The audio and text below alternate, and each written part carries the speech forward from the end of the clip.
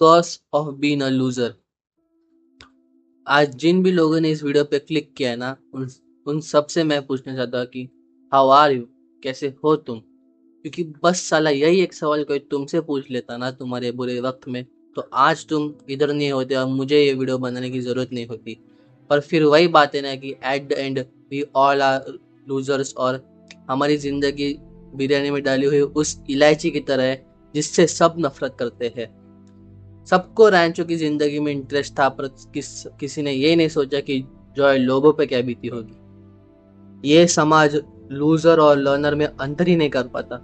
Loser तो वो हुआ ना जो जल्दी हार मान ले, अपने गोल्स के लिए डेडिकेटेड ना हो, या अपने काम को पूरी लॉयल्टी से ना करे, वो हुआ लूजर। पर जो अपना सब कुछ लुटा के भी सफलता की हर सीढ़ी पर नाकामयाब रहा, उस व्यक्ति का क्या, जिसने अपना सब कुछ खोने के बाद भी उसे हर मुकाम पर नाकामयाबी ही मिली? क्या वो सच में लूजर है? वो तो लर्नर हुआ ना।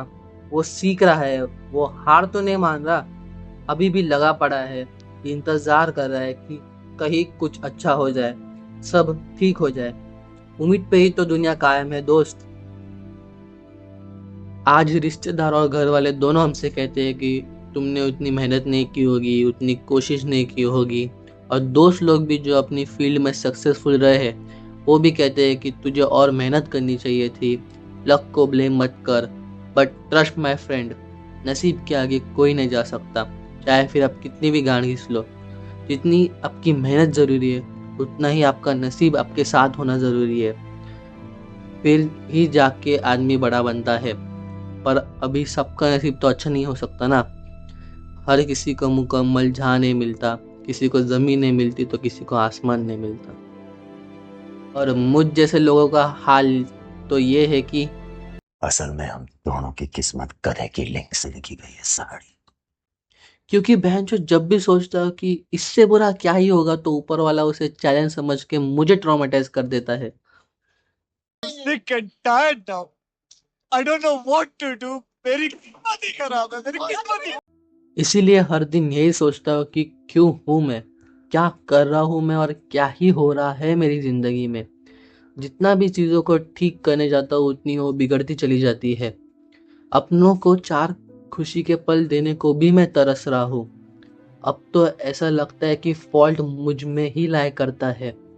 मेरा कोई दोस्त या कोई अपना कहने वाला हो ही नहीं सकता। वक्त उन्हें मुझसे अलग कर ही देता है। मैंने अपनों को दुख, दर्द और झूठी तसल्ली के अलावा कुछ नहीं दिया।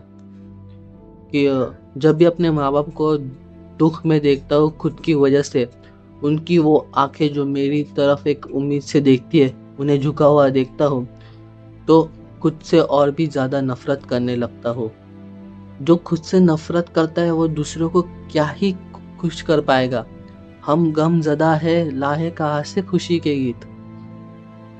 पर शायद अभी भी वक्त है, अभी भी चीजें सुधर सकती है, क्योंकि for a only child like me, suicide was never an option.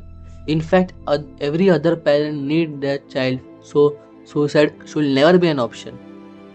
मेरे माँ बाप को मेरी ज़रूरत है, मुझे एट द एंड उनके लिए, खुद के लिए कुछ करना ही पड़ेगा। पूरी ज़िंदगी तो तुम रंडी रोना नहीं कर सकते ना, तुम्हें हाथ पांव चला के घर को संभालना ही पड़ेगा। There should be no excuse for that. Even Zakir Khan once said. ये बड़ा ही self pity is the best luxury human being can have. हाँ, पर अब ज़्यादा की उम्मीद नहीं मुझे। मैं तो बस अब अपना काम करूँगा। अपने मन का हुआ तो बढ़िया, नहीं हुआ तो और भी बढ़िया।